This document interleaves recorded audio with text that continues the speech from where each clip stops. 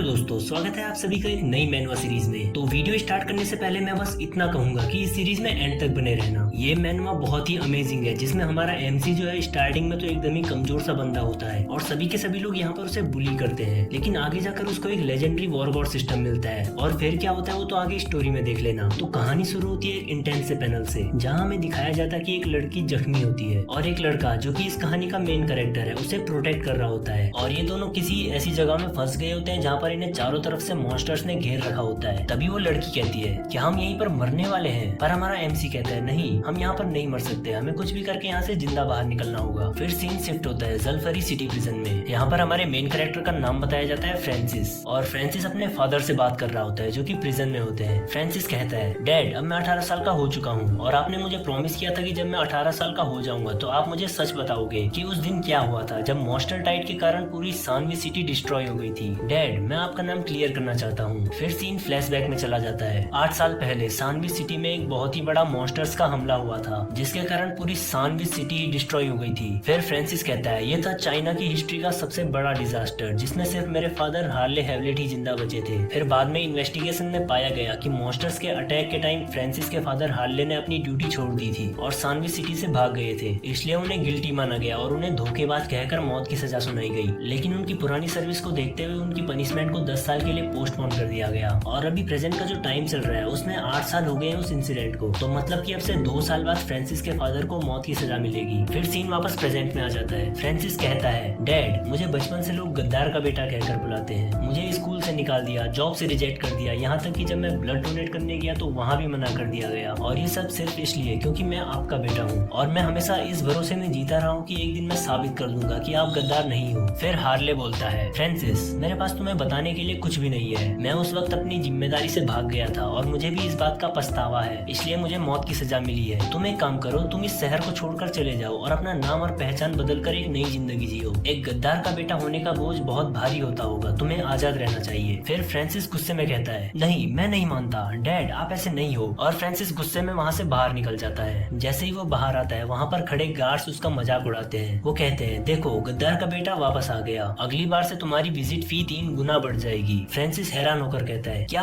3 गुना? सिर्फ एक बार मिलने के 10,000? ये अचानक से इतना महंगा कैसे हो गया? तो गार्ड्स कहते हैं, ये अथॉरिटीज के नए रूल हैं, शुक्र मनाओ कि तुम्हें मिलने की परमिशन मिलती है, वैसे भी तुम्हारे फादर एक ट्रेटर है। फ्रांसिस अपने मन में कहता है, मेरे फादर ने देश के लिए अपनी जान तक दांव पे लगाई है, वो ट्रेटर नहीं हो सकते, मैं सच का पता लगा कर रहूंगा। फिर फ्रांसिस बाहर आता है और सोचता है, जब से मैंने ये star fallen warrior reserve join किया है तब से मैं मर्सिनरी गिल्ड में अपनी जिंदगी को दांव पे लगा के कुछ पैसे कमा रहा हूँ। फिर वो अपने हाथ में लगी घड़ी को देखता है जिसमें उसके स्टैट पॉइंट्स दिखाते हैं। फ्रांसिस कहता है, एक हेल्दी इंसान के सारे स्टैट्स यूजुअली एक होते हैं, लेकिन एक ऑफिशियल स्टार फॉलन वॉरियर के लिए हर स्टैट 10 से ऊपर होना चाहिए, जबकि मेरे सिर्फ 2 ही स्टैट 10 से ऊपर है, इसलिए मैं अभी तक एक ऑफिशियल स्टार फॉलन वॉरियर नहीं बना हूँ और मैं यहाँ पर एक रिजर्व का मेंबर हूँ। फ्रांसिस कहता है, मर्सिनरी गिल्ड से मैं जितना भी कमाता हूँ उसमें से लिविंग एक्सपेंसेस हटाने के बाद महीने के सिर्फ 3,000 बचते हैं और अब मुझे ट्रिपल फी देनी पड़ेगी विजिट करने के लिए, मैं आखिर इतना पैसा कहाँ से लाऊंगा? फिर वो अपना एक नेकलेस निकालता है और कहता है, ये मेरी मॉम का दिया हुआ नेकलेस है, सुना है ये मीटियोर के फ्रेगमेंट से बना है, शायद ये बहुत कीमती होगा। और वो सोचने लगता है, क्या मुझे इसे बेच देना चाहिए? लेकिन फिर वो होश में आकर खुद को थप्पड़ मारते हुए कहता है, नहीं ये मैं क्या सोच रहा हूँ, मुझे तो बल्कि मर्सिनरी गिल्ड में जाकर कोई हाई लेवल का मिशन लेना चाहिए। फिर फ्रांसिस मर्सिनरी गिल्ड में आ जाता है। वहाँ पर लोग आपस में बात कर रहे होते हैं, देखो गद्दार का बेटा फिर से आ गया, 3 साल से अवेकन होने के बाद भी ये सबसे कमजोर है, ऐसा ही होना चाहिए गद्दार के बेटे के साथ। लेकिन हमारा एमसी इन सबको इग्नोर करता है और डायरेक्टर के ऑफिस में चला जाता है और कहता है, मिस्टर ओ क्या आप मेरे लिए कोई ई लेवल का टास्क देख सकते हैं? तभी मिस्टर ओवेन उसके सर पे एक पट्ट से हेडशॉट मारते हुए कहते हैं, कितनी बार कहा है मुझे मिस्टर ओवेन कहा करो, ना कि मिस्टर ओ, और तुम्हें पता भी है तुम किस लेवल के हो। ई लेवल डंजन में तो तुम बिल्कुल भी सर्वाइव नहीं कर पाओगे,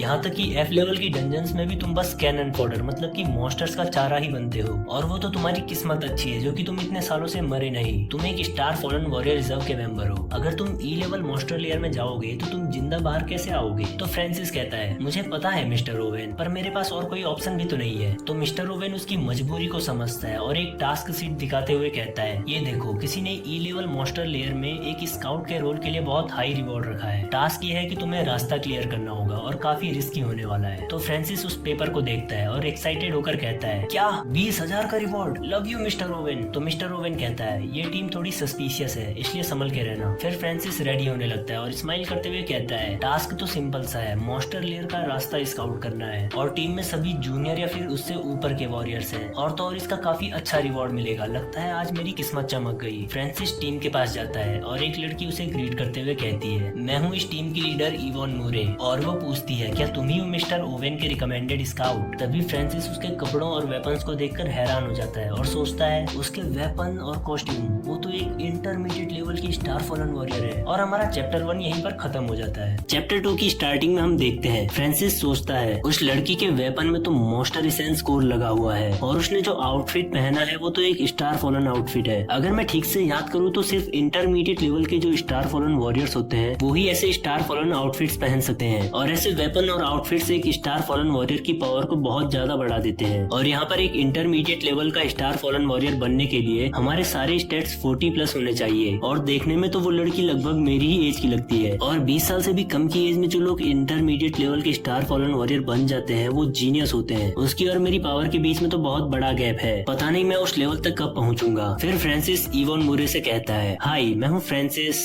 हैवलेट। वो यहाँ पर अपना सरनेम बोलने में थोड़ा हिचकिचाता है और वो अपने मन में सोचता है कि मैं उम्मीद करता हूँ कि वो मेरे फादर के बारे में नहीं सोचेगी और कोई प्रॉब्लम क्रिएट नहीं करेगी। और वो जैसे ही हैंडशेक करने वाला होता है तभी बीच में एक दूसरा लड़का आ जाता है और वो इवॉन मूरे को पीछे धक्का देकर फ्रांसिस से हाथ मिलाता है और कहता है नाइस टू मीट यू। और यहाँ पर वो फ्रांसिस का हाथ जोर से दबाने लगता है और एक इविल से लुक में फ्रांसिस से पूछता है क्या तुम ही हो मर्सिनरी गिल्ड के रिकमेंडेड कैनन फॉडर। मतलब कि वो यहाँ पर इसे साफ सीधे मॉन्स्टर्स का चारा बोल रहा है। लेकिन यहाँ पर हमारा एमसी कुछ बोल नहीं पाता है क्योंकि उसे बहुत दर्द हो रहा होता है। तभी पीछे से एक बूढ़ा आदमी बोलता है रुक जाओ नाइजेल, तुम्हें ऐसे किसी स्टार फॉलन वॉरियर को बुली नहीं करना चाहिए। फिर वो बंदा नाइजेल हंसते हुए कहता है मैं तो बस मजाक कर रहा था, प्लीज इसे सीरियसली मत लेना। बाय द वे इस फॉर्म को साइन कर लो अगर कोई प्रॉब्लम ना हो तो। और वो बहुत ही स्पीड में एक पेपर को फ्रांसिस की ओर फेंकता है बिल्कुल एक ब्लेड की तरह। लेकिन फ्रांसिस एकदम से क्विकली रिएक्ट करके उस पेपर को पकड़ लेता है जिसे देखकर यहाँ पर सब लोग शॉक हो जाते हैं और कहते हैं फ्रांसिस का रिएक्शन बहुत फास्ट था, वो एक स्काउट बनने के लिए परफेक्ट है। लेकिन फ्रांसिस कहता है ये बहुत क्लोज था, क्या ये पावर होती है एक जूनियर लेवल के वॉरियर की। और वो बताता है कि जूनियर लेवल के जो वॉरियर्स होते हैं वो किसी एक्सटर्नल ऑब्जेक्ट के अंदर अपनी एनर्जी को डालकर उसे टेम्परेरी सॉलिड बना सकते हैं। फिर वो लड़की इवॉन मूरे कहती है फ्रांसिस में पोटेंशियल है एक स्काउट बनने का, इसका मतलब मिस्टर ओवेन ने हमसे झूठ नहीं कहा। फिर वो बूढ़ा आदमी कहता है कि हंटिंग रेगुलेशंस के according star fallen warrior reserve के जो मेंबर हैं उन्हें ई लेवल मॉन्स्टर लेयर में जाना अलाउड नहीं है। लेकिन फिर भी तुम जाना चाहते हो तो इस एग्रीमेंट को पढ़ लो और इस पर साइन करो अगर तुम्हें ये सही लगता है तो। और फ्रांसिस सोचता है यहाँ पर 6 लोगों की टीम है और उनमें से ज्यादातर जूनियर स्टार फॉलन वॉरियर है, वो भी अच्छे अच्छे इक्विपमेंट्स के साथ। और 2 इंटरमीडिएट लेवल के स्टार फॉलन वॉरियर है, वो भी स्टार फॉलन आउटफिट्स के साथ। मुझे लगता है ऐसी टीम तो ई लेवल मॉन्स्टर लेयर के अंदर इनविंसिबल है। और वो एग्रीमेंट में 20,000 देखकर बहुत खुश हो जाता है और कहता है इस टाइम तो मैं बहुत लकी हूँ, मैं इतना ज्यादा पैसा कमा सकता हूँ बिना ज्यादा एफर्ट्स के। फिर वो बूढ़ा आदमी कहता है सारे लोग अपने इक्विपमेंट्स चेक कर लो। और फिर सभी लोग एकदम रेडी होकर चले जाते हैं ई लेवल मॉन्स्टर लेयर के अंदर। फिर हमें यहाँ पर इस वर्ल्ड के बारे में थोड़ा सा बताया जाता है। मॉन्स्टर लेयर एक ऐसी जगह होती है जहाँ पर बहुत सारे मॉन्स्टर्स गैदर होते हैं और जब से ये वर्ल्ड चेंज हुआ है तब से मॉन्स्टर्स ने कुछ कुछ जगहों पर अपना कब्जा कर लिया है और वो सारी जगहें अब रेस्ट्रिक्टेड एरिया बन गई है। हमारे नॉर्मल वेपन्स का इन म्यूटेटेड मॉन्स्टर्स पर कुछ असर नहीं होता है और कुछ मॉन्स्टर्स तो यहाँ पर ऐसे भी होते हैं जो कि बुलेट्स और पॉइजनस गैस को भी एब्जॉर्ब कर देते हैं ताकि वो म्यूटेट हो सके। और यहाँ पर मॉन्स्टर्स के मटेरियल से बने हुए जो वेपन्स होते हैं वही मॉन्स्टर्स को नुकसान पहुंचा सकते हैं और मार सकते हैं। इसलिए कोल्ड वेपन्स जैसे कि स्वॉर्ड, स्पीयर, बो और हैमर ऐसे पुराने वेपन्स वापस से फेमस होने लगे हैं क्योंकि इन्हें मॉन्स्टर्स के मटेरियल से बनाया जाता है। और यहाँ पर जो हाई रैंक के मॉन्स्टर्स का मटेरियल होता है वो बहुत ही ज्यादा कीमती होता है, लेकिन कीमती होने के साथ साथ वो एक स्टार फॉलन वॉरियर की पावर्स को भी बहुत बढ़ाता है। और आज के टाइम पे हाई रैंक के स्टार फॉलन वॉरियर्स एक सिंबल बन चुके हैं पैसा और पावर का। फिर हमें सीन दिखाया जाता है उस ई लेवल मॉन्स्टर लेयर के अंदर का। यहाँ पर अपना फ्रांसिस स्काउट करते हुए चुपके चुपके मॉन्स्टर्स को देख रहा होता है और हमें बताया जाता है कि ये एक फिश लिजार्ड मॉन्स्टर है जो कि एक ई लेवल का एम्फीबियस मॉन्स्टर है, मतलब कि ये जमीन और पानी दोनों में रह सकता है। और इसकी पूरी बॉडी पर थिक स्केल्स हैं जो कि इसके लिए एक हैवी आर्मर की तरह काम करते हैं। और तो और इसके दांत इतने शार्प और मजबूत है कि एक मेटल की प्लेट को भी आराम से काट सकते हैं। फिर फ्रांसिस निशाना लगाता है और एक एरो शूट कर देता है जो कि इस मॉन्स्टर की आंख में लगता है, पर उस एरो के आंख में लगने से पहले मॉन्स्टर अपनी आंख बंद कर देता है जिसके कारण वो एरो डिफ्लेक्ट हो जाता है। और फ्रांसिस एकदम ही शॉक हो जाता है और कहता है कि ये एरो बाउंस कैसे हो गया। लेकिन तभी वहाँ पे जितने भी फिश लिजार्ड मॉन्स्टर्स होते हैं सबका ध्यान फ्रांसिस की ओर चला जाता है और सब एकदम गुस्से में फ्रांसिस की ओर अटैक करने के लिए भागने लगते जाते हैं। लेकिन यहाँ पर अपने एमसी का शुरू से ही ये प्लान था कि वो मॉन्स्टर्स को अट्रैक्ट करना चाहता था। तो फ्रांसिस कहता है मैं मॉन्स्टर्स को अट्रैक्ट करने में सक्सेस हुआ, और वहाँ से भागने लगता है। और वो भागते भागते सोचता है कि इन मॉन्स्टर्स की स्पीड इतनी ज्यादा क्यों है। मुझे जो इन्फॉर्मेशन मिली थी उसके हिसाब से तो ये मॉन्स्टर्स इतने फास्ट नहीं होने चाहिए थे। और यहाँ पर फ्रांसिस उन्हें बहुत ही मुश्किल से डॉज कर रहा होता है। और यहाँ पर उसका फेस रिएक्शन बहुत ही मस्त होता है, जिसमें कि वो एकदम ही हैरान और परेशान दिखता है। और ये एपिसोड यहीं पर खत्म होता है। तो चैप्टर 3 की स्टार्टिंग में हम देखते हैं फ्रांसिस कहता है ये फिश लिजार्ड मॉन्स्टर की स्किन तो बहुत ही ज्यादा थिक है, जिसके कारण इस पर मेरे अटैक्स का कोई असर नहीं होगा। और वो भागते भागते एक बिल्डिंग में आ जाता है, जहाँ पर वो मॉन्स्टर्स भी उसका पीछा करते हुए उस बिल्डिंग में पहुंच जाते हैं। और वो मॉन्स्टर अपनी जीप से फ्रांसिस के ऊपर अटैक कर देता है। और फ्रांसिस बहुत मुश्किल से उस अटैक को डॉज करते हुए कहता है ये तो बहुत ही फास्ट था, लेकिन हर मॉन्स्टर का कोई ना कोई वीक पॉइंट तो जरूर होता है। और तभी हम देखते हैं वो छिपकली के जीप का जो अटैक था वो एक बिल्डिंग की दीवार पर लगता है, जिसके कारण वो दीवार ही टूट जाती है। मतलब कि भाई अभी तक हमारे मेन कैरेक्टर का सिस्टम भी अवेकन नहीं हुआ है, और वो अभी से इतनी भयंकर फाइट्स में इन्वॉल्व होने लग गया है। तो आगे चलकर पता नहीं क्या क्या होने वाला है। Back to the story, Francis कहता है मुझे किसी भी तरह इस मॉन्स्टर के वीक पॉइंट पर अटैक करना होगा। और तभी वो छिपकली उसके ऊपर फिर से जीप से अटैक कर देती है, लेकिन फ्रांसिस इस टाइम भी उसे डॉज कर देता है और कहता है यही मौका है। और वो बिल्कुल ही बाहुबली की तरह एक साथ 3 एरो शूट कर देता है, और वो तीनों एरोज जाकर लगते हैं उस छिपकली की जीप पर। और फ्रांसिस बताता है मुझे यहाँ आने से पहले जो इन्फॉर्मेशन मिली थी उसके अकॉर्डिंग इस छिपकली की जीप ही उसका वीक स्पॉट है। यहाँ पर फ्रांसिस उस छिपकली को हिट करके बहुत खुश होने लगता है और कहता है शायद मुझ जैसा रिजर्व का मेंबर जो कि मॉन्स्टर्स के साथ फेमिलियर है वो भी एक ई लेवल मॉन्स्टर लेयर में पार्टिसिपेट कर सकता है। पर तभी फ्रांसिस के सारे सपने टूट जाते हैं और वो एकदम ही शॉक हो जाता है जब वो देखता है कि उस छिपकली की जीप पे लगे सारे एरोज अपने आप ही बाहर निकलने लगते हैं। और फ्रांसिस कहता है शायद एक नॉर्मल वेपन से कोई डैमेज नहीं होगा, चाहे वो वीक स्पॉट पे ही क्यों ना हिट कर ले। और वो छिपकली फिर से फ्रांसिस पर अटैक कर देती है और फ्रांसिस बहुत मुश्किल से डॉज करते हुए कहता है क्या ये पावर होती है ई लेवल की मॉन्स्टर की? इसकी स्पीड तो बहुत ही ज्यादा फास्ट है, मुझे तो रिएक्ट करने का टाइम भी नहीं मिल रहा, क्या मैं यहीं पर मरने वाला हूँ? और इतना बोलकर फ्रांसिस पूरी जान लगाकर वहाँ से भागने लगता है और वो छिपकली भी उस पर अटैक करते हुए उसका पीछा करती है। फ्रांसिस कहता है लास्ट टाइम तो मैं लकी था जो उसके अटैक से बच गया, मेरे ये ऑर्डिनरी एरोज मॉन्स्टर्स को बस अट्रैक्ट कर सकते हैं, उन्हें कोई नुकसान नहीं पहुंचा सकते। अगर मेरे पास अच्छे वेपन्स होते तो मैं इन मॉन्स्टर्स को आसानी से हंट कर पाता, पर मेरे पास कोई ऑप्शन नहीं है। और फ्रांसिस भागते हुए अपनी टीम के पास पहुंच जाता है और चिल्लाकर कहता है फिश लिजार्ड्स आ रहे हैं। और तभी वो बूढ़ा आदमी कहता है सभी लोग तैयार हो जाओ, और उनकी पूरी टीम फॉर्मेशन में आ जाती है। और यहाँ पर ये जो बूढ़ा आदमी होता है वो एक सील्ड वाला बंदा होता है और वो इस छिपकली के अटैक को आसानी से ब्लॉक कर देता है। फिर हमें यहाँ पर इसका नाम बताया जाता है हरमन मूरे, और ये एक इंटरमीडिएट लेवल का स्टार फॉलन वॉरियर है और इसकी एज 35 ईयर्स है। मतलब ये असल में बूढ़ा नहीं है, बस बूढ़ा दिख रहा है। फिर हमें दिखाया जाता है कि जो यहाँ पर लड़की होती है पिंक बालों वाली, वो इस मॉन्स्टर पर कई सारे स्लैशेस लगा देती है। और फिर हमें इसके बारे में बताया जाता है इसका नाम है इवॉन मूरे और ये अभी बस 18 साल की है और ये भी एक इंटरमीडिएट लेवल की स्टार फॉलन वॉरियर है। फिर हमें टीम के 2 और बंदे दिखाए जाते हैं और ये दोनों जूनियर स्टार फॉलन वॉरियर्स हैं। और फ्रांसिस कहता है ये टीम तो वाकई में काफी अच्छी है एक ई लेवल मॉन्स्टर लेयर के लिए, और ये टास्क तो बहुत ही ज्यादा आसान था। फिर उनकी टीम सारे मॉन्स्टर्स को मारने के बाद इवॉन की तारीफें करने लगते हैं और कहते हैं मिस मुर्रे तो बहुत ही ज्यादा अमेजिंग है। तभी हमें दिखाया जाता है कि एक मॉन्स्टर जो कि जमीन पर पड़ा हुआ था पर मरा नहीं था, वो वापस से खड़ा हो जाता है और यहाँ पर उसकी आधी बॉडी कट रखी होती है और वो अपनी आधी बॉडी के साथ ही स्पीड में फ्रांसिस और नाइजेल की तरफ अटैक करने जाता है। यहाँ पर नाइजेल वही बंदा है जो कि स्टार्टिंग में फ्रांसिस से पंगे ले रहा था जब फ्रांसिस टीम में आया था। तो जैसे ही वो मॉन्स्टर इनके ऊपर अटैक करने को आता है तो नाइजेल पीछे हटकर फ्रांसिस को आगे धक्का दे देता है और अपने मन में कहता है ऐसे ही टाइम के लिए तो तुम हमारी टीम में हो ताकि तुम मॉन्स्टर्स का चारा बन सको। और वो मॉन्स्टर फ्रांसिस पर अटैक करने ही वाला होता है पर फ्रांसिस मुश्किल से उसे डॉज कर लेता है और जमीन पर गिर जाता है और गिरते हुए अपने हाथ में लगे एक क्रॉसबो से छिपकली पर निशाना लगाता है और एक एरो शूट कर देता है जो कि डायरेक्ट उसकी आंख में जाकर लगता है। और तभी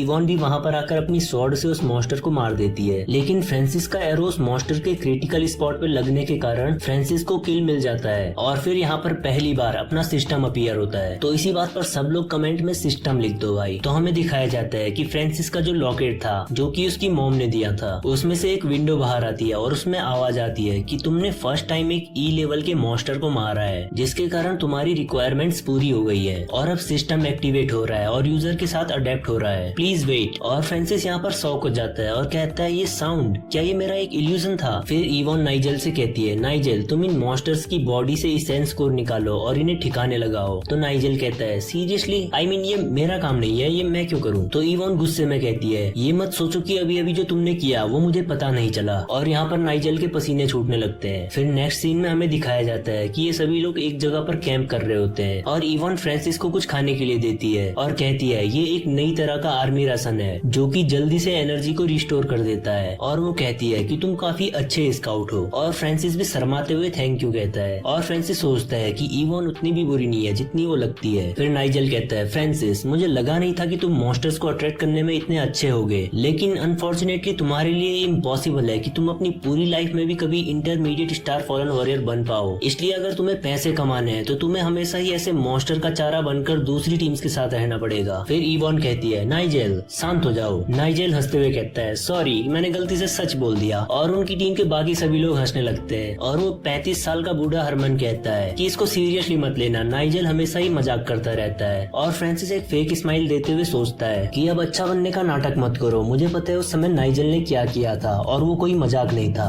फिर हमें रात का सीन दिखाया जाता है। वहाँ पर इवॉन बिल्डिंग से बाहर आती है और फ्रांसिस उसे कहता है मिस मूरे मैं यहाँ पर पहरेदारी कर रहा हूँ, आप अंदर जाकर रेस्ट कर लो, वैसे भी मैं बैटल में तो कुछ खास हेल्प नहीं कर पाया। तो इवॉन कहती है हमारे न्यू एग्रीमेंट के अकॉर्डिंग एक टाइम पर कम से कम 2 लोग पहरेदारी करने चाहिए और मैं बस अपने एग्रीमेंट की बातों को फॉलो कर रही हूँ। तो फ्रांसिस उससे पूछता है कि तुम्हारे एक्सेंट से तो ऐसा लगता है कि तुम जेरिन सिटी से हो, फिर तुम जलफरी सिटी के ई लेवल मॉन्स्टर लेयर में क्यों आई हो। फिर हमें बताया जाता है कि जेरिन सिटी वो पहली सिटी थी जहाँ मॉन्स्टर अपीयर हुए थे और आज के टाइम भी सबसे ज्यादा मॉन्स्टर्स वहीं पर रहते हैं। तो इवॉन कहती है ऐसे टास्क हमारी फैमिली में एक एडल्ट ट्रेल है, मतलब कि एक एडल्ट होने की निशानी है, लेकिन तुम यहाँ क्यों आई हो, तुम्हारे लिए तो ये बहुत ही डेंजरस है। और फ्रांसिस कुछ बोलने ही वाला होता है लेकिन तभी उनके पैरों तले जमीन खिसक जाती है, मतलब लिटरली उन दोनों के पैरों के नीचे की जमीन टूट जाती है और वो दोनों चिल्लाते हुए बहुत ही नीचे गिर जाते हैं और यहाँ पर उन्हें ऊपर से कोई देख रहा होता है और ये चैप्टर यहीं पर खत्म होता है। तो चैप्टर 4 की स्टार्टिंग में हमें दिखाया जाता है फ्रांसिस और इवॉन एक टनल के अंदर होते हैं जहाँ पर बहुत ही ज्यादा मॉन्स्टर्स की आवाज आ रही होती है और फ्रांसिस एक चश्मे जैसा कुछ पहन रखा होता है जिससे कि वो आसपास का एरिया स्कैन कर रहा होता है और वो कहता है क्या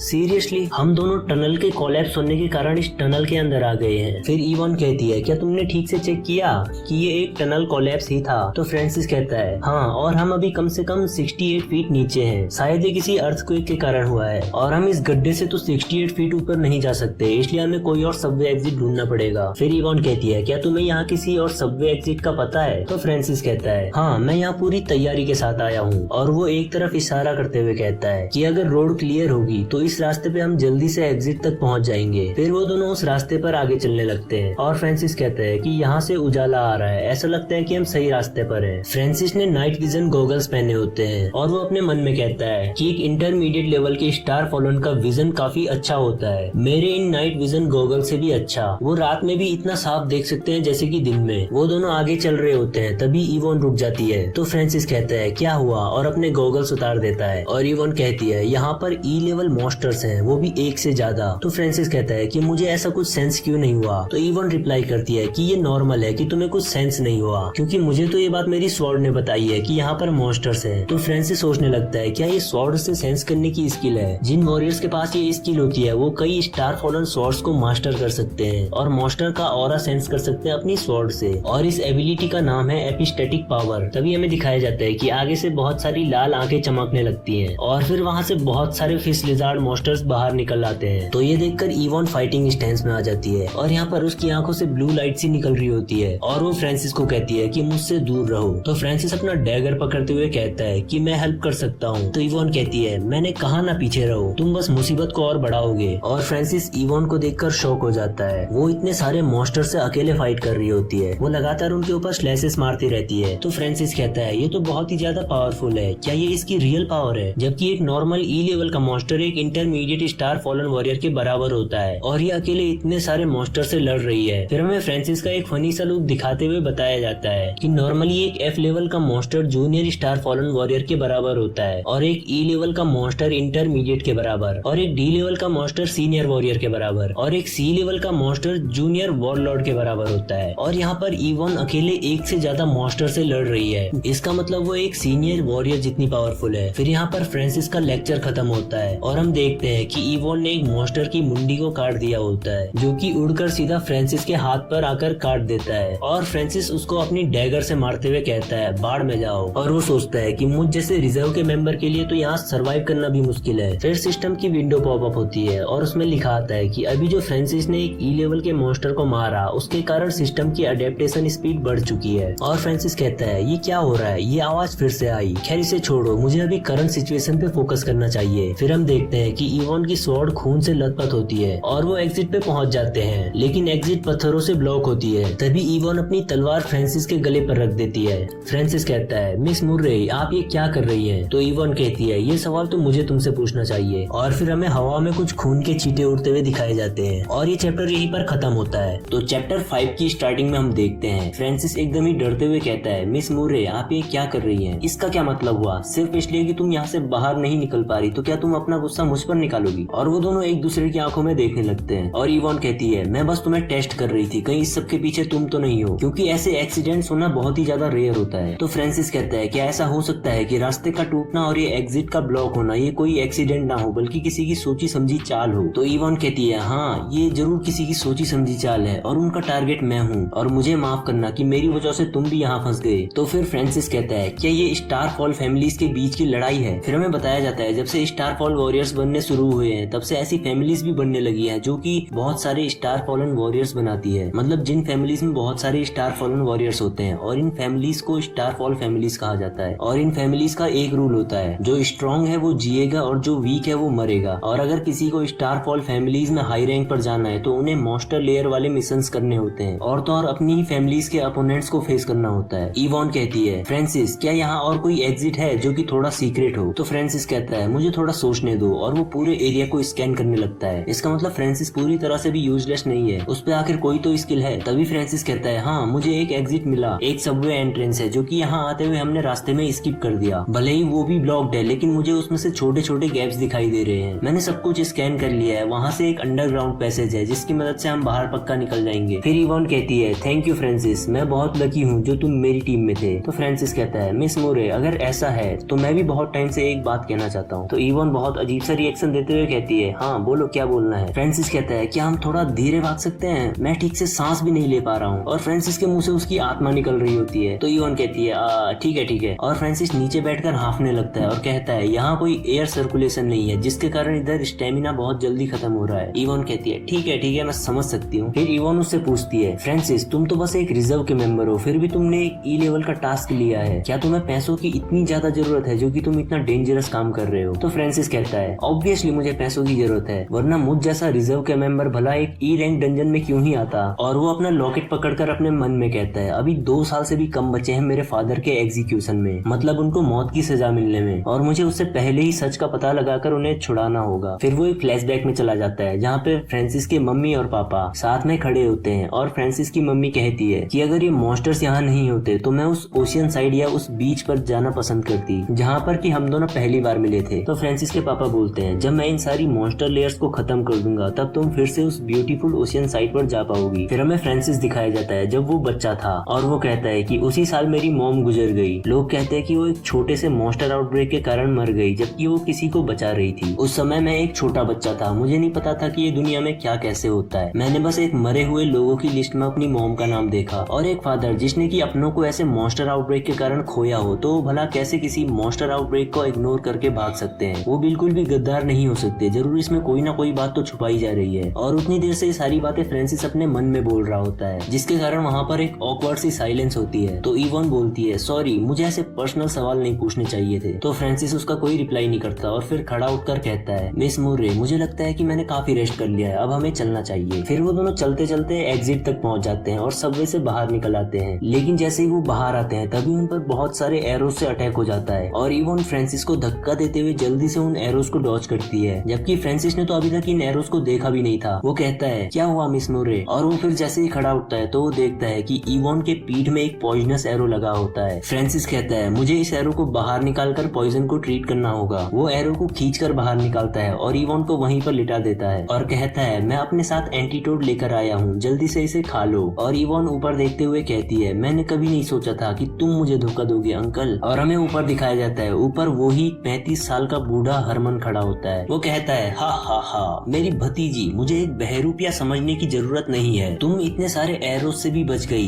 यही उम्मीद थी एक मुरे फैमिली की प्रोडिजी से। फ्रांसिस कहता है तो ये मॉन्स्टर क्लियर करने का मिशन शुरू से ही एक ट्रैप था जिसका टारगेट इवॉन थी, क्या ऐसी होती है स्टारफॉल फैमिलीज। इवॉन हरमन से कहती है, मेरे फादर ने तुम्हारी पूरी फैमिली को बचाया और मेरी तीसरी बुआ की शादी भी तुमसे करवाई, तो तुमने आखिर मुझे धोखा क्यों दिया? तो हरमन कहता है, इस दुनिया में लोग पैसों के लिए अपनी जान तक दांव पे लगा देते हैं और ऐसी कोई चीज नहीं जिसे कि धोखा ना दिया जा सके अपने फायदे के लिए। और मेरी प्यारी भतीजी, मैं तुम्हारी पावर्स को अच्छे से जानता हूँ, इसलिए मैं तुम्हें कोई चांस नहीं दूंगा ताकि तुम मुझसे बदला ले सको, इसलिए फेयरवेल। और वो एक बटन दबा देता है जिसके कारण एक बहुत बड़ा धमाका होता है और वो नाइजेल से पूछता है कि पास की नदी के जितने भी मॉन्स्टर्स हैं, क्या तुमने उन सबको इनके पास अट्रैक्ट कर दिया? तो नाइजेल कहता है, फिक्र मत करो, अब उनकी मौत पक्की है। एक धोखेबाज के बेटे ने मुर्रे फैमिली की प्रोडिजी को चुपके से मार दिया। आखिर इस कहानी पर कौन भरोसा नहीं करेगा? मतलब कि भाई इनका प्लान बस इवॉन को मारना नहीं बल्कि उसे मारने का इल्जाम फ्रांसिस के ऊपर लगाना भी था। फिर हम देखते हैं कि उस धमाके के कारण आसपास के सारे मॉन्स्टर्स का ध्यान उधर की ओर चला जाता है और ये चैप्टर यहीं पर खत्म होता है। तो चैप्टर 6 की स्टार्टिंग में हम देखते हैं फ्रांसिस कहता है, हम धमाका होने से 1 सेकंड पहले ही उस रास्ते से वापस आ गए थे जहाँ से कि हम बाहर निकले थे और इस तरह से हम धमाके से बच गए, लेकिन हम लोग फिर से इसी जगह में आकर फंस गए हैं। और हम देखते हैं कि आगे बहुत सारी लाल आंखें दिख रही होती है। इवॉन कहती है, क्या तुम्हें कोई स्मेल आ रही है? फिर वो एक चीज नोटिस करती है और कहती है, ये जो पॉइजन मुझ पे लगा है इसमें तो फिश लिजार्ड मॉन्स्टर्स को अट्रैक्ट करने वाला पोषण मिला हुआ है। और फ्रांसिस डरते हुए कहता है, तुम्हें मारने के लिए तो उन्होंने बहुत अच्छे से प्लानिंग की है। तो इवॉन कहती है, वो सिर्फ मुझे नहीं मारना चाहते बल्कि मुझे मारने का इल्जाम तुम्हारे ऊपर भी लगाना चाहते हैं। तो फ्रांसिस कहता है, अगर मैं यहाँ इवॉन के साथ मर गया तो वो लोग आराम से एस्केप कर लेंगे और फिर इस सब का गुस्सा वो लोग मेरे फादर के ऊपर निकालेंगे और शायद मेरे फादर का एग्जीक्यूशन और भी जल्दी हो जाएगा। नहीं, मुझे यहाँ से बाहर निकलना होगा। तभी उन पर एक लिजार्ड मॉन्स्टर अटैक कर देता है, लेकिन इवॉन जख्मी होने के बाद भी उस छिपकली की जीभ काट देती है और वो कहती है, मैं अभी भी लड़ सकती हूँ। फ्रांसिस कहता है, मुझे सोचने दो, शायद यहाँ कोई और एग्जिट होनी चाहिए। और फ्रांसिस अपने मन में पूरा मैप दोबारा से स्कैन करने लगता है और तभी उसे एक सीक्रेट रास्ता मिलता है और वो कहता है, यहाँ पर एक जगह है जहाँ से शायद हम बाहर निकल पाएंगे। और वहीं इवॉन मॉन्स्टर्स को काटते हुए कहती है, चलो जल्दी से। और वो दोनों भागने लगते हैं और इवॉन भागते हुए भी मॉन्स्टर्स को मार रही होती है। फ्रांसिस कहता है, मैंने पहले भी एक बार यहाँ देखा था लेकिन यहाँ का रास्ता ब्लॉक था, लेकिन वहाँ छोटे छोटे गैप्स हैं, शायद हम उस ब्लॉकेज को तोड़कर बाहर निकल पाएंगे। इवॉन पूछती है, और कितनी दूर है? तो फ्रांसिस कहता है, अभी यहाँ से 3 इंटरसेक्शन दूर है। और वो सोचता है कि इवॉन के हाथ का खून काला पड़ने लग गया है, अगर वो ऐसे ही फाइट करती रही तो मेरे एंटीटोड का उस पर कोई असर नहीं होगा और उसकी हालत और भी बुरी हो जाएगी। और वो खुद को कोसते हुए कहता है, डैम इट, मैं इतना यूजलेस क्यों हूँ? फिर वो दोनों भागते हुए एक एंड तक पहुँच जाते हैं। फ्रांसिस कहता है, मिस मुरे देखो, यहाँ से हवा आ रही है, ये रास्ता पक्का बाहर मिलता होगा, मतलब हम लोग यहाँ से एस्केप कर पाएंगे। लेकिन इवॉन कहती है, फ्रांसिस मुझे डर है कि यहाँ से एस्केप करना आसान नहीं होगा। तभी फ्रांसिस एकदम ही शॉक हो जाता है जब वो पीछे पलट कर देखता है कि वो दोनों तो बिल्कुल ही मॉन्स्टर से घिर चुके हैं। तो इवॉन कहती है, फ्रांसिस मैं इन मॉन्स्टर्स को ब्लॉक करती हूँ, तुम तब तक बाहर निकलने की कोशिश करो, वैसे भी ये सब मेरी वजह से हुआ है और तो और इस पॉइजन के कारण फिश लिजार्ड मॉन्स्टर्स मेरी तरफ अट्रैक्ट होंगे, इसलिए मेरा एस्केप करना पॉसिबल नहीं है। पर फ्रांसिस वहाँ से नहीं निकलता। तो इवॉन कहती है, अब हेजिटेट मत करो, यहाँ पर बेस्ट केस सिनेरियो यही है कि तुम एस्केप कर लो। और इतना बोलकर वो भागते हुए मॉन्स्टर्स पर अटैक करने चली जाती है और फ्रांसिस डरते हुए पीछे की ओर भागने लगता है और वहाँ पे जो रास्ता ब्लॉक होता है वहाँ से पत्थर हटाते हुए कहता है, मुझे पहले रास्ता क्लियर करना होगा और तभी हम यहाँ से एस्केप कर पाएंगे। और वो जल्दी जल्दी से अपने हाथों से पत्थरों को खोदते हुए रास्ता बनाने लगता है और वो फाइनली बाहर का रास्ता क्लियर कर देता है। फिर वो एक ट्रैप लगा देता है ताकि लिजार्ड मॉन्स्टर्स उसे क्रॉस ना कर पाए। और फ्रांसिस कहता है, मिस मुर्रे जल्दी से इधर आ जाओ। और इवॉन भी समझ जाती है कि फ्रांसिस ने रास्ता क्लियर कर दिया है और एक ट्रैप सेट कर दिया है। तो वो भागते हुए स्लाइड करके उस ट्रैप के नीचे से निकल जाती है और जब मॉन्स्टर्स उसका पीछा करते हुए आते हैं तो वो रस्सियों में फंस जाते हैं। लेकिन वो मॉन्स्टर्स बहुत ही ज्यादा पावरफुल होने के कारण रस्सियों पर जोर आता है, जिसके कारण टनल टूटने लगती है और वो दोनों फुल स्पीड में भागते हुए टनल से बाहर आ जाते हैं। और उनके बाहर आते ही वो टनल भी टूट जाती है और सारे मॉन्स्टर्स वहीं फंस जाते हैं। और वो बाहर आकर गहरी सांस लेते हुए कहते हैं, आखिरकार हम बाहर आ ही गए। तो इवॉन कहती है, हाँ, और ये सब तुम्हारे कारण पॉसिबल हुआ है, इसलिए थैंक यू। लेकिन जब तक वो ये सब बोल ही रही होती है तभी इवॉन की स्वॉर्ड हिलने लगती है, मतलब वो सिग्नल देती है कि आसपास मॉन्स्टर्स हैं। और फिर जैसे ही वो दोनों पीछे मुड़ के देखते हैं तो वहाँ पर बहुत सारे मॉन्स्टर्स होते हैं और अब इवॉन भी पॉइजन के कारण बेहोश हो जाती है और उसके हाथ से स्वॉर्ड छूट जाती है। और फ्रांसिस पहले तो मॉन्स्टर्स को देखकर शॉक हो गया था, लेकिन इवॉन को बेहोश होता हुआ देखकर तो उसके होश ही उड़ जाते हैं। और इवॉन बेहोश होते हुए फ्रांसिस से कहती है, यहाँ से भाग जाओ। लेकिन फ्रांसिस एक हाथ से स्वॉर्ड को और एक हाथ से इवॉन को उठाते हुए कहता है, क्या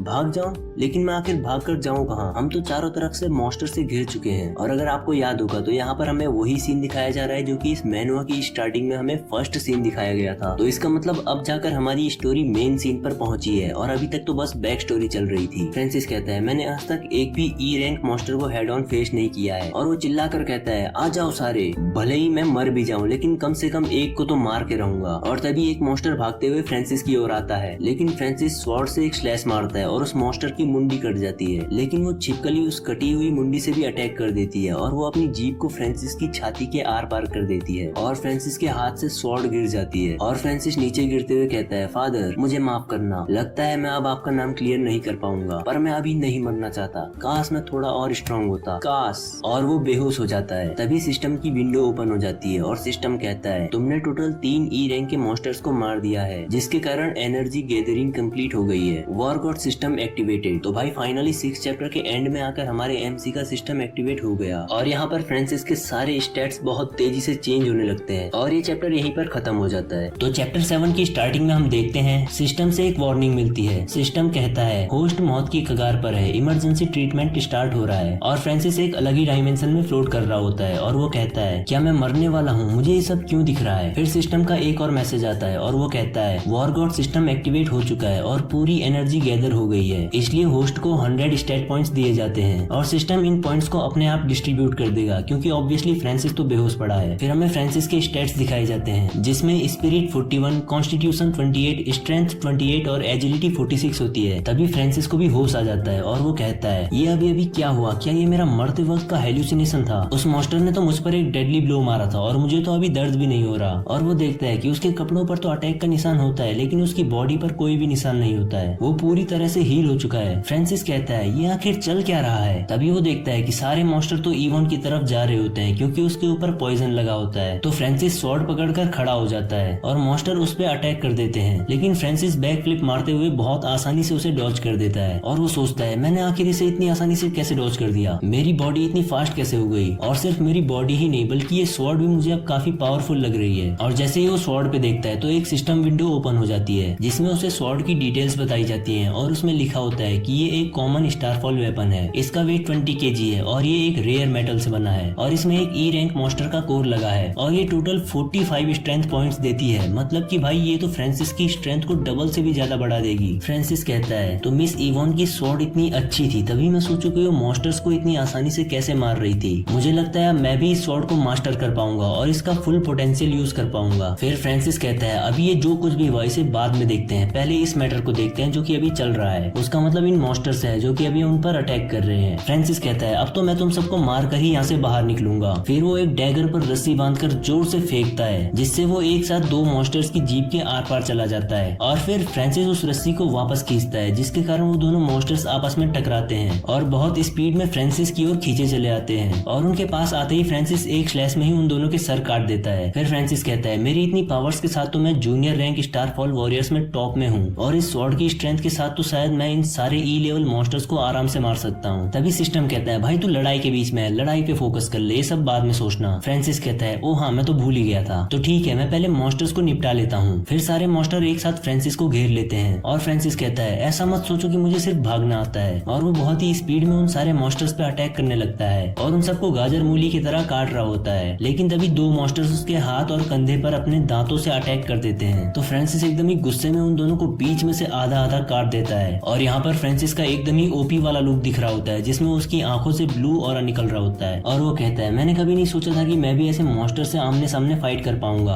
अब से मुझे और लोगों के पीछे छुपने की जरूरत नहीं है। और वो लगातार स्वॉर्ड से स्लैशेस मारता रहता है और वो सोचता है कि अब मैं अपनी डेस्टिनी बदल सकता हूँ। फिर फाइनली वो सारे मॉन्स्टर्स को मार देता है और कहता है मैंने ये कर दिया, मैं अब सही में पावरफुल बन चुका हूँ। फिर वो अपने स्टैट्स देखता है और उसके नीचे लिखा होता है कि तुम्हारे पास टोटल 21 अनडिस्ट्रीब्यूटेड स्टैट पॉइंट्स हैं। मतलब कि फ्रांसिस के पास 21 स्टैट पॉइंट्स है जो कि वो अपनी मर्जी से किसी भी स्टैट में असाइन कर सकता है। लेकिन फ्रांसिस कहता है रुको, मुझे पहले ज्यादा जरूरी मैटर पे ध्यान देना चाहिए। और वो इवॉन की तरफ देखता है। फ्रांसिस इवॉन को लेकर वापस टनल के अंदर आ जाता है और वो सोचने लगता है कि टनल के कोलैप्स होने के कारण जो साउंड आई थी उसके कारण सारे मॉन्स्टर सरफेस पे आ गए हैं, इसलिए अभी के लिए इस टनल के अंदर रहना ज्यादा सेफ होगा। और मैंने सारे फिश लिजार्ड मॉन्स्टर की बॉडीज से एंट्रेंस को ब्लॉक कर दिया है, तो अभी के लिए तो कोई मॉन्स्टर यहाँ पर नहीं आएगा। और फ्रांसिस अपने हाथ पर मरहम पट्टी कर देता है और कहता है अभी जो मेरी प्रायोरिटी है वो मिस इवॉन की बॉडी से पॉइजन को हटाना है, क्योंकि उसकी बॉडी में जो पॉइजन है उसके कारण ही सारे मॉन्स्टर यहाँ पर अट्रैक्ट हो रहे हैं। तो फ्रांसिस घबराते हुए इवॉन की तरफ बढ़ने लगता है उसका ट्रीटमेंट करने के लिए। और वो यहाँ पर घबरा इसलिए रहा होता है क्योंकि इवॉन की पीठ में इंजरी होती है और ये चैप्टर यहीं पर खत्म होता है। तो चैप्टर 8 की स्टार्टिंग में हम देखते हैं फ्रांसिस बताता है कि फिश लिजार्ड बेट नाम का ये एक ऐसा लिक्विड होता है जिसमें की एक स्पेशल स्मेल आती है, जिसके कारण की सारे फिश लिजार्ड मॉन्स्टर्स पागल हो जाते हैं और उस स्मेल का पीछा करते हैं। स्टारफॉल नाइट के बाद से दुनिया में बहुत सारे चेंजेस हुए हैं, सिर्फ एनिमल्स ही नहीं बल्कि कई सारे प्लांट्स भी म्यूटेट हुए हैं और इन म्यूटेटेड प्लांट से कई तरह के पोशंस बनाए जाते हैं और ये फिश लिजार्ड बेट भी उन्हीं में से एक है। और इवॉन पे जो चोट लगी है वो तो कोई बड़ा खतरा नहीं है, लेकिन उस पोशन की स्मेल अभी भी एक्टिव है, जिसके कारण हम अभी भी पूरी तरह से सेफ नहीं है। मुझे इस पोशन की स्मेल को हटाने के लिए दूसरा पोशन यूज करना होगा। और वो कहता है मिस मोरे मुझे माफ करना, ये पोशन बहुत ही ज्यादा बदबूदार होने वाला है। और हम देखते हैं कि फ्रांसिस के हाथ में एक बहुत ही खतरनाक सा पोशन होता है जो कि काफी डेडली दिख रहा होता है। और फ्रांसिस बताता है कि ये पोशन स्कंक नाम के एक जानवर की टट्टी से बना है और ये इतना ज्यादा बदबूदार है कि इसकी स्मेल से कई सारे मॉन्स्टर्स दूर भाग जाते हैं। और यही वो पोशन है जो कि फ्रांसिस हमेशा से यूज करता आ रहा है मॉन्स्टर से बचने के लिए। और फिर हम देखते हैं कि फ्रांसिस इवॉन की पूरी बॉडी पर मरहम पट्टी कर देता है और वो पोशन भी लगा देता है और वो कहता है कि फाइनली मैंने ये मरहम पट्टी का काम निपटा दिया और मैं बहुत थक चुका हूँ। और मेरी नाक से खून इसलिए आ रहा है क्योंकि वो पोशन की स्मेल बहुत गंदी थी, लेकिन सच क्या है वो तो हम सबको पता है। फ्रांसिस रेस्ट करते हुए कहता है इवॉन की चोट को तो मैंने साफ कर दिया है और उस पोशन की स्मेल को भी कवर कर दिया है, इसलिए अभी के लिए तो हम लोग सेफ हैं। उस बेट के कारण फिश लिजार्ड्स ने तो अपना एरिया बदल लिया है और हरमन भी शायद अभी ऊपर के ग्राउंड पर होगा। अगर हम यहाँ से बाहर निकले तो हम पे दोनों साइड से हमला हो जाएगा, इसलिए इससे पहले कि हम यहाँ से बाहर निकलने की सोचे मुझे पहले ये पता लगाना चाहिए कि उस टाइम मेरे साथ क्या हुआ था। और वो देखता है कि उसका मीटियोर फ्रेगमेंट से बना हुआ लॉकेट जो कि उसकी मॉम ने दिया था वो मिसिंग है। फ्रांसिस कहता है क्या वो लॉकेट ही था जो कि वॉरियर सिस्टम में ट्रांसफॉर्म हो गया है। और फिर उसके सामने सिस्टम विंडो आ जाती है जिसमें फ्रांसिस की डिटेल्स लिखी होती है। Name Francis Hewlett, state minor injury, level junior Starfall warrior, spirit 41, constitution 28, strength 28 और एजिलिटी 46 और 21 अनडिस्ट्रीब्यूटेड एट्रीब्यूट पॉइंट्स। और फ्रांसिस कहता है जब ये वॉरियर सिस्टम एक्टिवेट हुआ था तब एकदम से मेरे सारे एट्रीब्यूट्स बढ़ गए थे और तो और मेरी चोट भी अपने आप हील हो गई थी। क्या मैं अब एक जूनियर स्टारफॉल वॉरियर बन चुका हूँ? लेकिन स्टारफॉलन आउटफिट्स तो बस इंटरमीडिएट स्टारफॉल वॉरियर से यूज कर सकते हैं, तो फिर मैं उस स्वॉर्ड को कैसे यूज कर पाया? फिर फ्रांसिस बताता है कि कॉन्स्टिट्यूशन का मतलब होता है शरीर की झेलने की क्षमता और इन्वायरमेंट के साथ अडेप्ट होने की एबिलिटी, और स्ट्रेंथ का मतलब होता है शक्ति और अटैक पावर, एजिलिटी का मतलब होता है स्पीड और रिफ्लेक्सेस, और स्पिरिट दिमाग से रिलेटेड किसी खास एबिलिटी को रिप्रेजेंट करता है, शायद मेंटल स्ट्रेंथ या फिर साइकिक एबिलिटी। स्पिरिट का यूज मुझे आज तक ठीक से पता नहीं चला। क्या ऐसा हो सकता है कि मैं स्टार फॉलन आउटफिट्स तभी यूज कर सकता हूँ जबकि मेरा स्पिरिट एट्रीब्यूट 40+ हो जाए? तभी सिस्टम का एक मैसेज आता है जिसमें लिखा होता है होस्ट फ्रांसिस हैवलेट, तुम्हारे पास अभी 21 फ्री एट्रीब्यूट पॉइंट्स हैं, प्लीज इन्हें जल्द से जल्द यूज करो और अपनी पावर बढ़ाओ। फ्रांसिस कहता है क्या फ्री एट्रीब्यूट पॉइंट्स, ये क्या चीज है? और वो सिस्टम से कहता है प्लीज मुझे बताओ कि ये वॉरियर सिस्टम को कैसे यूज करना है। तो सिस्टम सामने से कोई रिप्लाई नहीं करता और फ्रांसिस उसके रिप्लाई का वेट करता रहता है और फिर वो गुस्से में कहता है ये क्या बात हुई, ये सिस्टम तो बहुत ही ज्यादा इररिस्पॉन्सिबल है, कम से कम मुझे कोई क्लू तो दो कि मैं इन एट्रीब्यूट पॉइंट्स को कैसे एलोकेट करूं। और वो सिस्टम विंडो पर अपनी उंगली से टैप टैप करते हुए मारता है, लेकिन तभी वो देखता है कि उसमें कुछ चेंज हुआ और वो कहता है क्या ये सिस्टम मेरे माइंड से कंट्रोल होगा? और फिर वो अपने मन में कहता है स्ट्रेंथ में 2 पॉइंट्स ऐड करो, और हम सिस्टम में देखते हैं कि उसकी स्ट्रेंथ में 2 पॉइंट्स ऐड हो गए हैं। और फिर वो अपनी स्वॉर्ड को, मतलब कि इवॉन की स्वॉर्ड जो कि अभी फ्रांसिस के पास है, उसे स्विंग करके देखता है और कहता है ये अब मुझे पहले से काफी हल्की लग रही है। क्या स्ट्रेंथ में बस 2 पॉइंट्स ऐड करने से इतना ज्यादा इंप्रूवमेंट हो गया? ये वॉरियर सिस्टम तो अनबिलीवेबल है। और फिर वो 10 पॉइंट्स स्ट्रेंथ में और 9 पॉइंट्स कॉन्स्टिट्यूशन में ऐड कर देता है, जिससे उसकी स्ट्रेंथ 40 और कॉन्स्टिट्यूशन 37 हो जाते हैं। तो फ्रांसिस के 3 एट्रीब्यूट्स 40+ हो गए हैं और बस एक कॉन्स्टिट्यूशन ही बचा है, और जब वो भी 40 हो जाएगा तो फ्रांसिस ब्रेक थ्रू करके इंटरमीडिएट स्टारफॉल वॉरियर बन जाएगा। फिर नेक्स्ट सीन में हम देखते हैं एक फिश लिजार्ड मॉन्स्टर कहीं जा रहा होता है, तभी उसे किसी चीज की स्मेल आती है और हम देखते हैं कि वो एक मरा हुआ चूहा होता है और वो मॉन्स्टर पागलों की तरह उस चूहे की तरफ भागता है और उस चूहे को पकड़कर खाने लगता है। तभी पीछे से फ्रांसिस कहता है कि तुम मेरे ट्रैप में फंस गए, और फ्रांसिस अपना रस्सी वाला डैगर एक दूसरी डायरेक्शन में फेंकता है जो कि जाकर एक पत्थर पर टकराता है, जिसके कारण वहाँ से जोर की आवाज आती है और वो मॉन्स्टर का ध्यान उस ओर चला जाता है। तभी फ्रांसिस बहुत स्पीड में उस मॉन्स्टर के पीछे आ जाता है और एक अटैक में अपनी स्वॉर्ड को उस मॉन्स्टर के सर के आर पार कर देता है और कहता है ये तो काफी आसान था, ये एक ई लेवल का मॉन्स्टर था, अगर ये कुछ दिन पहले की बात होती तो मैं इस स्टार फॉलन स्वॉर्ड की शार्पनेस के साथ भी फिश लिजार्ड मॉन्स्टर की बॉडी को बहुत मुश्किल से काट पाता, लेकिन अब मैं ये बहुत आसानी से कर सकता हूँ। ये फीलिंग है पावरफुल होने की। तभी सिस्टम का एक मैसेज आता है और उसमें लिखा होता है तुमने एक फिश लिजार्ड को मारा है और तुम्हें 3 एट्रीब्यूट पॉइंट्स मिलते हैं। तो फ्रांसिस बहुत खुश होते हुए कहता है क्या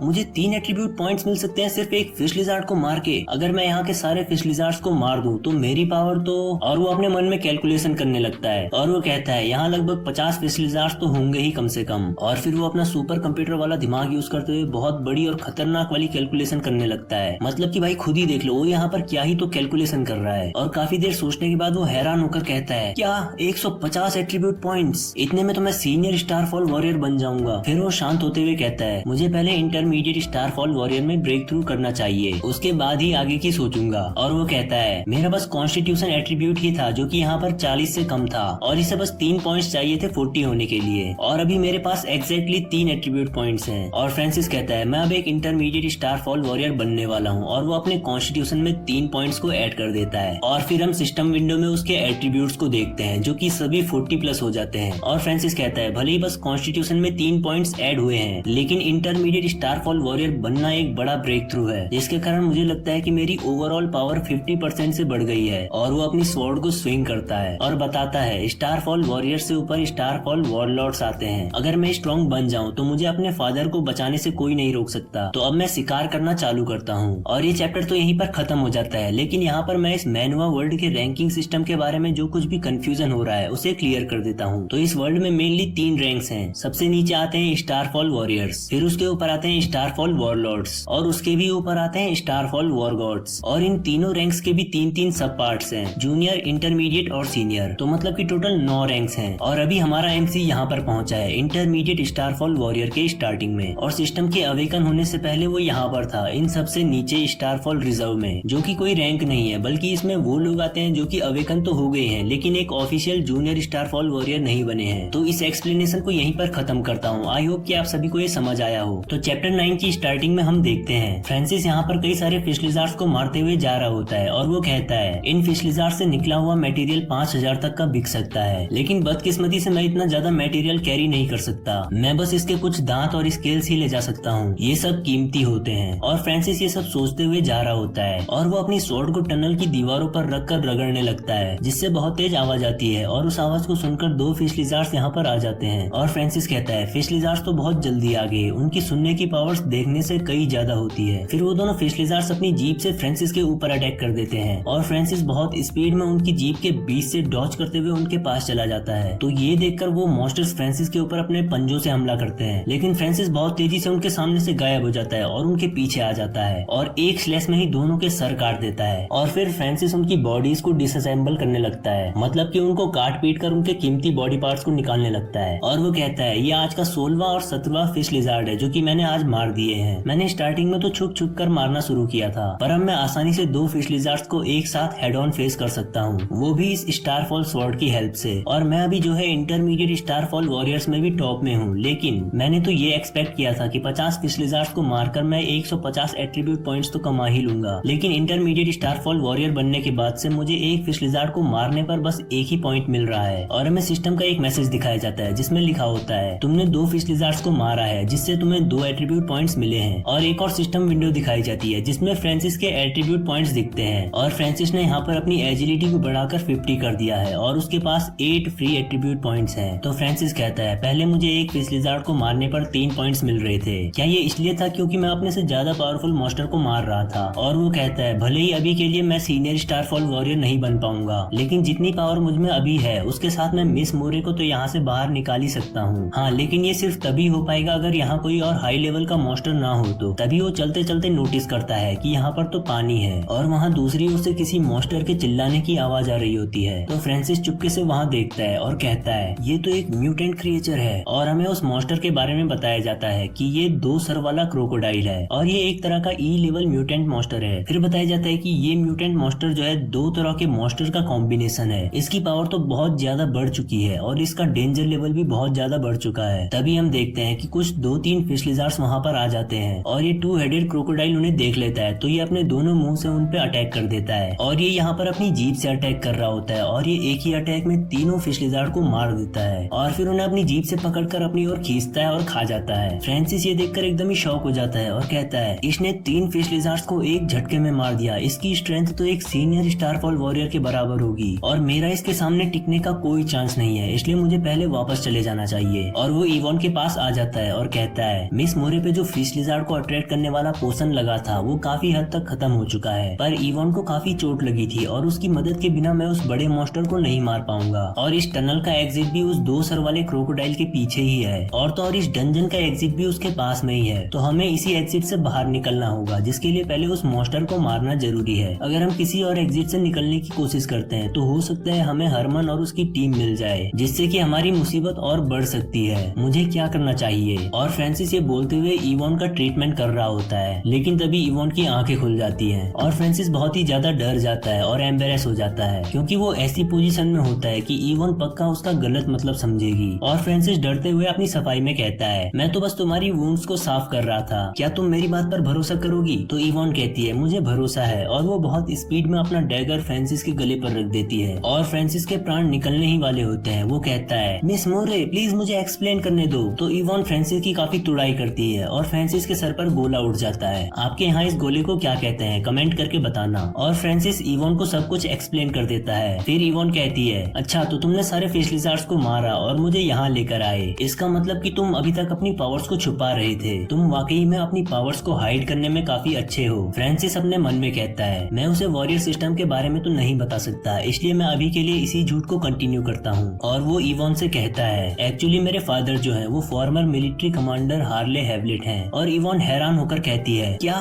वो कमांडर हार्ले हैवलेट जो कि सैंडविच सिटी के डिस्ट्रॉय होने में इन्वॉल्व थे, वो तुम्हारे फादर हैं? अच्छा अब मैं समझी, हार्ले का बेटा होने के कारण तुम बहुत कॉन्स्पिक्यूअस हो, मतलब कि नोटिसेबल हो। लोग तुम्हें आसानी से पहचान जाएंगे और तुम्हारी सिचुएशन और भी ज्यादा डेंजरस हो जाएगी, इसलिए तुम्हारे लिए यही सही है कि तुम अपनी पावर्स को छुपा के रखो। मुझे माफ करना, क्योंकि मेरी फैमिली के अंदर की फाइट्स के कारण तुम भी इसमें फंस गए। तो फ्रांसिस कहता है, मिस मुरे अभी जो हमारी प्रायोरिटी है वो 2 सर वाले क्रोकोडाइल को मारकर यहाँ से बाहर निकलना है। तुम्हें जल्द से जल्द अपनी फैमिली में वापस जाना होगा अपनी फैमिली प्रॉब्लम्स को सॉल्व करने के लिए, और मुझे भी जिंदा बाहर निकलना होगा ताकि मैं अपने फादर का नाम क्लियर कर सकूं। तो इवॉन कुछ खाते हुए कहती है, 2 सर वाला क्रोकोडाइल, और वो दोनों चुपके से उस मॉन्स्टर को देखने के लिए चले जाते हैं। और इवॉन कहती है, 2 सर वाला क्रोकोडाइल एक एवरेज ई रैंक मॉन्स्टर से कई ज्यादा पावरफुल होता है। इस मॉन्स्टर के 2 सर हैं, एक फिश लिज़ार्ड का सर है जिसकी सुनने की पावर बहुत ज्यादा होती है, जिसके कारण वो दूर से ही खतरे की वार्निंग दे देता है, और दूसरा सर क्रोकोडाइल का है जो कि अटैक के लिए रिस्पॉन्सिबल है। फिश लिज़ार्ड की लंबी जीभ लॉन्ग रेंज अटैक के लिए है, और क्रोकोडाइल का बाइट फोर्स इतना पावरफुल है कि वो ऑर्डिनरी मेटल्स को आसानी से तोड़ सकता है, और उसकी स्किन एक आर्मर की तरह है जिससे कि ये शार्प स्टार फॉलन स्वॉर्ड भी नहीं तोड़ सकती। और जो फिश लिज़ार्ड की वीकनेस होती है वो इस 2 हेडेड क्रोकोडाइल में नहीं है। तो इवॉन कहती है, अगर हमें इस मॉन्स्टर के डिफेंस को तोड़ना है तो हमें स्टार फॉलन स्वॉर्ड की फुल पावर को यूज करना होगा। और इवॉन अपने स्टार फॉलन आउटफिट को एक्टिवेट कर देती है, और ये चैप्टर यहीं पर खत्म होता है। तो चैप्टर 10 की स्टार्टिंग में हम देखते हैं इवॉन फ्रांसिस को बता रही होती है कि मॉन्स्टर के अगेंस्ट में ह्यूमंस का जो सबसे पावरफुल हथियार है वो है स्टार फॉलन आउटफिट, और एक स्टार फॉलन आउटफिट का सबसे पावरफुल पार्ट होता है उसके अंदर लगा हुआ मॉन्स्टर इसेंस कोर, जो कि सोर्स होता है बहुत ज्यादा एनर्जी का। और ये मॉन्स्टर इसेंस कोर एक स्टार फॉल आउटफिट की शार्पनेस के साथ मिलकर एक ई लेवल मॉन्स्टर के लेदर को आसानी से काट सकता है। हालांकि एक 2 हेडेड क्रोकोडाइल के सामने सिर्फ एक डैगर की शार्पनेस के भरोसे जाना काफी नहीं है। एक ई लेवल मॉन्स्टर म्यूटेट होकर दोबारा से इवॉल्व हुआ है, जिसके कारण उसका डिफेंस कम से कम 50% इंक्रीज हो चुका है। और यहाँ पर इवॉन फ्रांसिस के बचाए हुए फिश लिज़ार्ड लेदर को यूज करते हुए कुछ तो कर रही होती है, और फ्रांसिस को उसके पैसे हाथ से निकलते हुए दिख रहे होते हैं। फिर इवॉन कहती है, 2 हेडेड लिज़ार्ड की कोई वीकनेस नहीं है और उसे मारने का बस एक ही तरीका है, और वो ये है कि उसके दोनों सर को काटना होगा। और इवॉन यहाँ पर 2 स्टार फॉलन स्वॉर्ड्स को हाथ में लिए होती है और कहती है, ऐसा करने के लिए स्टार फॉल स्वॉर्ड्स के फुल पोटेंशियल को यूज करना होगा। लेकिन फ्रांसिस यहाँ पर कुछ नहीं सुन रहा होता, और वो बस अपने मन में दुखी होकर यही सोचता रहता है, मेरा पैसा, वो लेदर निकालने में मुझे बहुत एफर्ट्स लगे थे, मेरा पैसा मेरी आंखों के सामने से चला गया। और तभी इवॉन कहती है, क्या हुआ, क्या कोई दिक्कत है? तो फ्रांसिस कहता है, वेल मिस मुरे, तुम्हें ये डैगर कहाँ से मिला? ये काफी अच्छा दिखता है, ये जरूर एक्सपेंसिव होगा। जब मैं तुम्हारा ट्रीटमेंट कर रहा था तब तो मुझे ये कहीं नहीं मिला। और इवॉन बहुत ही ज्यादा गुस्सा हो जाती है और बेचारा फ्रांसिस फिर से पिट जाता है। फिर इवॉन कहती है, मुझे यकीन नहीं हो रहा, हम अभी इतनी डेंजरस सिचुएशन में हैं और तुम्हें अभी भी ऐसी फालतू बातें सूझ रही हैं। उस 2 सर वाले क्रोकोडाइल को मारने के लिए तुम्हें स्टार फॉल स्वॉर्ड को मास्टर करना होगा। तो फ्रांसिस कहता है, मुझे माफ करना, मैं गलत था। फिर इवॉन कहती है, चलो मैं तुम्हें दिखाती हूँ स्टार फॉल आउटफिट की असली पावर। और वो फिश लिज़ार्ड की स्किन को फोल्ड करके एक के ऊपर एक स्टैक बनाकर रख देती है और कहती है, अब ये लेदर पहले से कई ज्यादा डिफेंसिबल हो गया है, पर इस स्टार फॉल डैगर के साथ और अपनी पूरी स्ट्रेंथ के साथ मैं इन सबको एक साथ काट सकती हूँ। और वो एक जगह पर बैठकर अपनी पूरी पावर को कंसंट्रेट करने लगती है और उस डैगर से एक अटैक करती है और सारे के सारे फिश लिज़ार्ड के लेदर आसानी से कट जाते हैं। तो फ्रांसिस कहता है ये तो बहुत आसानी से कट गया, ऐसा लगा कि तुमने अपनी ज्यादा स्ट्रेंथ का भी यूज नहीं किया। तो इवान कहती है ये है एक स्टारफॉल आउटफिट की असली ताकत। जब होल्डर ई लेवल मॉन्स्टर एसेंस कोर के साथ रेजोनेट करता है तब स्वॉर्ड में से बिजली जैसी चमक निकलती है जो कि स्वॉर्ड की शार्पनेस को कई गुना बढ़ा देती है। और यहाँ पर इवान के इस छोटे से अटैक के कारण ही वो काफी थक जाती है और हांफने लगती है। और तभी हम देखते हैं कि उस डैगर में लगा मॉन्स्टर एसेंस कोर थोड़ा सा टूट जाता है और इवान कहती है अनफॉर्चुनेटली ये एक्सट्रीम पावरफुल स्टेट ज्यादा देर तक नहीं चलती है और इसे बार बार यूज करने से मॉन्स्टर एसेंस कोर पूरी तरह से टूट जाता है। तो फ्रांसिस कहता है अच्छा तो इसलिए तुमने ये एक्सपेरिमेंट स्टार फॉलन स्वॉर्ड पे ट्राई नहीं किया क्योंकि ये एक ट्रम्प कार्ड है। तो इवान कहती है नहीं, मैंने ये स्टार फॉलन स्वॉर्ड पे इसलिए ट्राई नहीं किया क्योंकि मैं अभी भी पूरी तरह से रिकवर नहीं हुई हूँ और मैं इसे एक्टिवेट करने के बाद का जो बैकलैश है उसे नहीं सह सकती।